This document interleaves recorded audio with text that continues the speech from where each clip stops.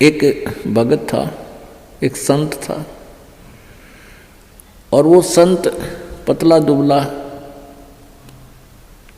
और ठीक सा था, और बाकी वो अपने जैसे किसी वस्तु को कोई चिंता हो जा तो उसके चेहरे की, उसकी फेस की आकृति कुछ अजीब सी रहती है।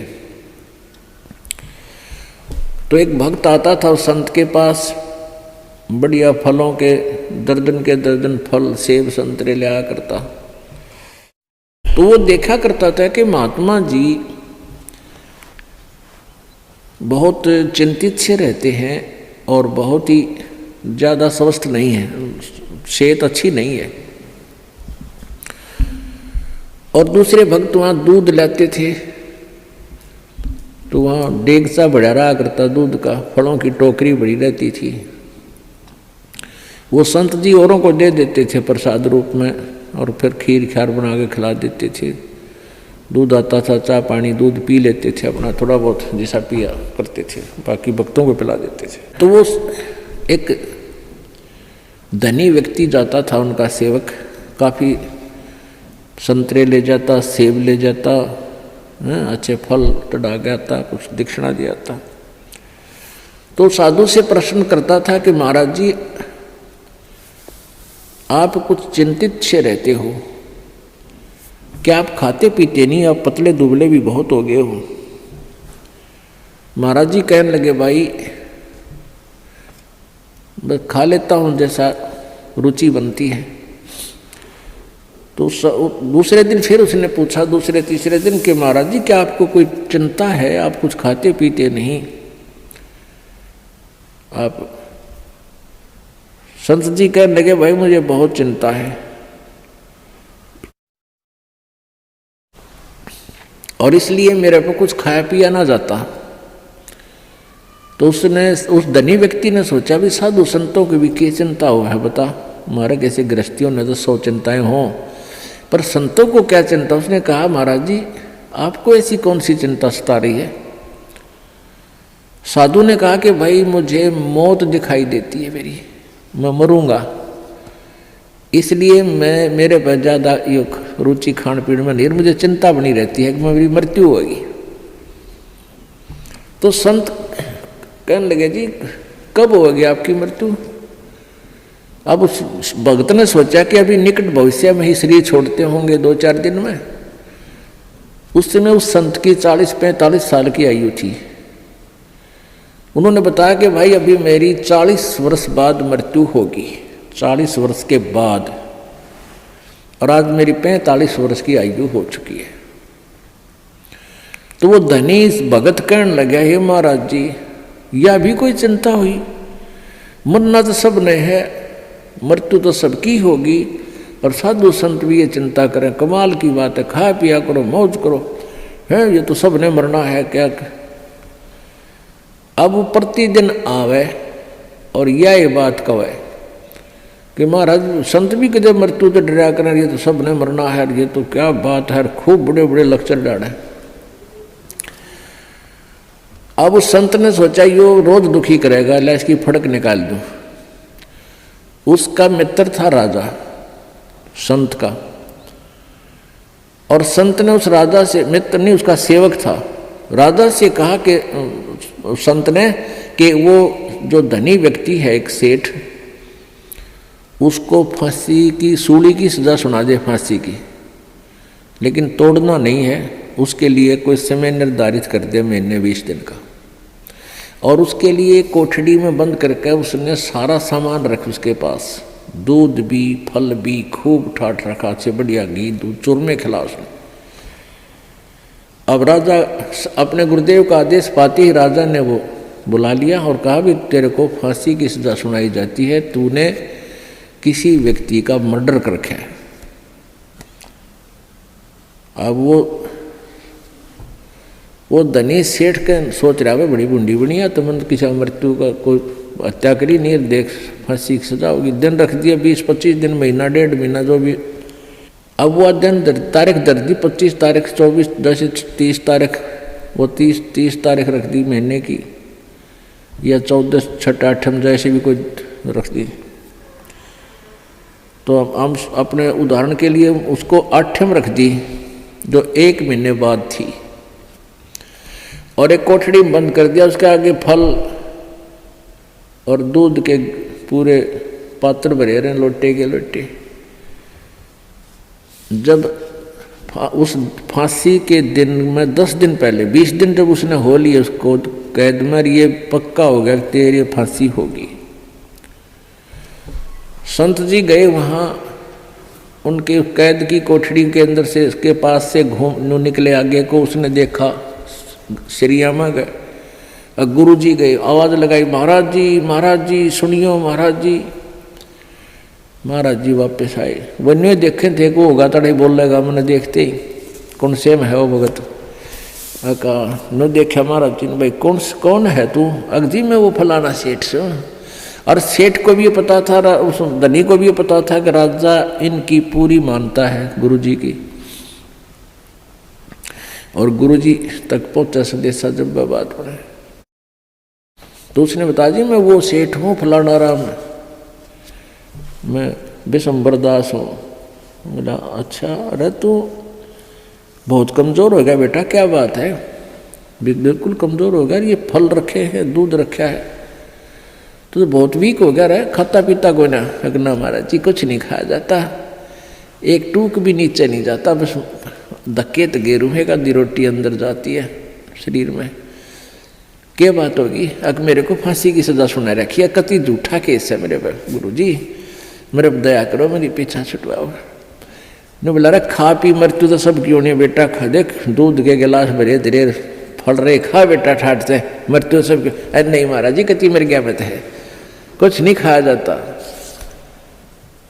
जब उसने उस राजा बुलाया, भाई छोड़ दिया भगत ने, ये तो निर्दोष है।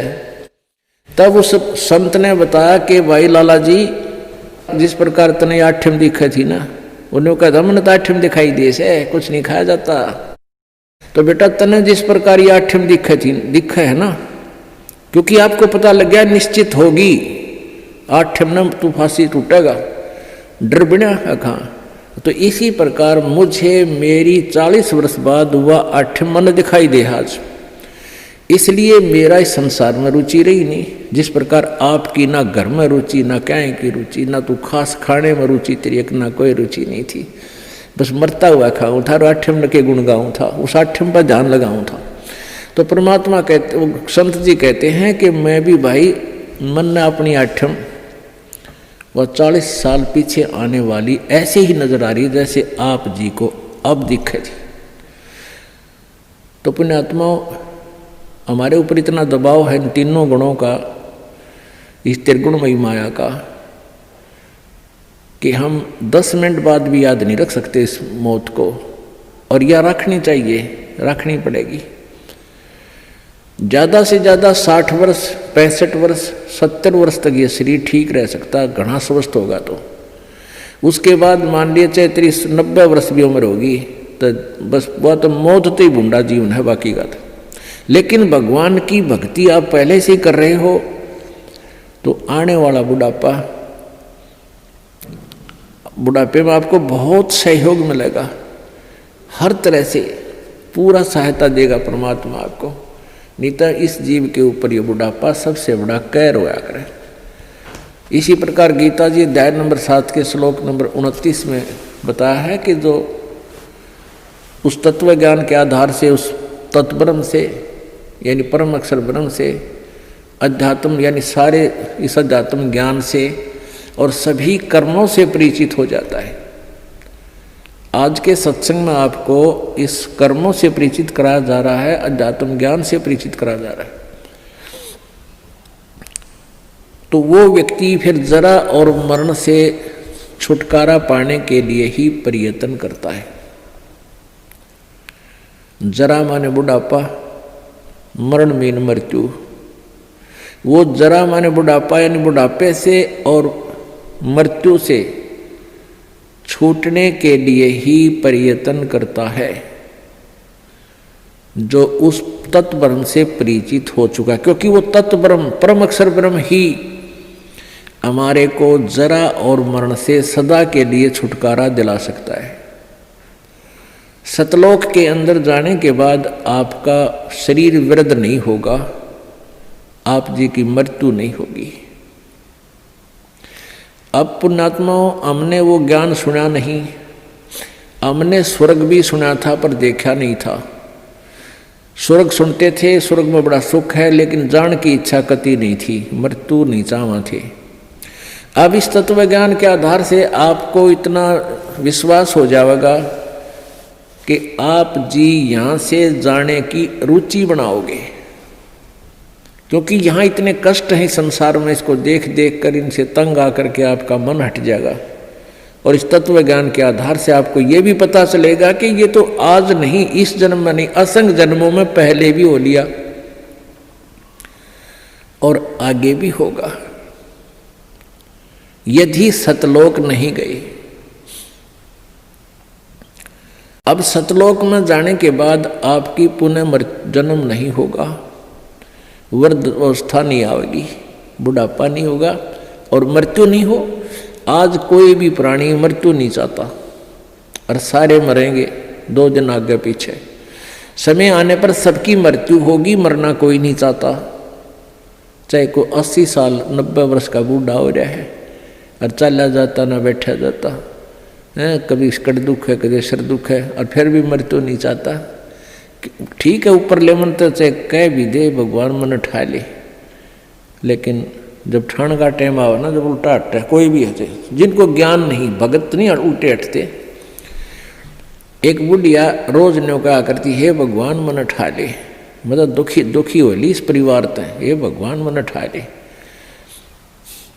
अब उसका पोता था बदमाश सा, उन्होंने सोचा बुढ़िया रोज न्यों कहा मन ठा ले, तो उसने न्यों सुन रखा था कि यमराज आते हैं, सर पर सींग होते हैं, उनकर हाथ में गदा होती है। तो लड़के ने 12-13 साल का था, उसने सिर पर बड़ा साफा बांध दिया और उसमें सींग पो लिए 2 और हाथ में ले लिए गदा सी बना ली, कपड़े की जो करी नकली रामलीला रखा है ना हनुमान की। और पहले इसे टिमटिमाते ही दीवे होया करते, दीवा दिया ला, दीपक लगा दिया और बुढ़िया का हटा के मुँह पर तक कपड़ा ने बोला, बुढ़िया बोले होशियार, चल तुझे लेने आया। बुढ़िया ने देखा है तो सचमुच आएगा, ये यमदूत खड़ा है। ने बोला, अरे भाई मन ने क्या करेगी तो योर कुण बार, मन ने क्या करेगा बुढ़ी ने, योर कुतना कुण बारह किसी ने दे जा तू। अब न बोला ना तेरा नंबर है, बोला अरे भाई तेरा आगे दोनों हाथ जोड़ो, मन ना ले जाए वे। तो फिर उसने उतार दिया सारा सात बात हट के और धर दिया। तो इन्होंने बोला, दादी क्यों मगज खाया करती रोजाना, मैंने ठाले ये मरी क्यों ना तू। ने बोली, रे ढेड़ तने गढ़ दूँ, तू था तन डरा दी थी मैं। तो भाई बात ये है कि हम चाहे कोई भी कुछ कह रहे, हमने ठाले पर ठाण का टाइम आओ जब उल्टे हट रहे हैं। तो कहने का भाव ये है कि हम मृत्यु नहीं चाहते, मृत्यु होगी। अब यहाँ से तो आपने मरना पड़ेगा, सब कुछ त्यागना होगा, और ये मालूम नहीं कब त्यागना पड़ जाए। ये कोई जरूरी नहीं है कि हम वैसे अटकल से आगे बढ़ रहे हैं कि अभी हो सकता है 10 साल 20 साल हमारी मृत्यु ना हो।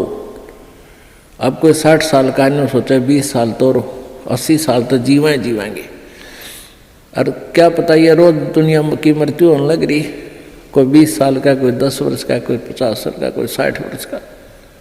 तो ये अटकलबाजी हमें डबो रही है। हमने भगवान से डरना चाहिए और याद रखो उस मौत को, प्रथम परमात्मा को और सेकंड मौत को। फिर ना तो बुराई कर सकते, ना चोरी कर सकते, ना ठगी कर सकते, ना बदमाशी कर सकते, ना 2 नंबर का काम कर सकते, कि जाना दिखेगा आपने। फिर तो यहाँ तो से तो आपने जाना ही पड़ेगा।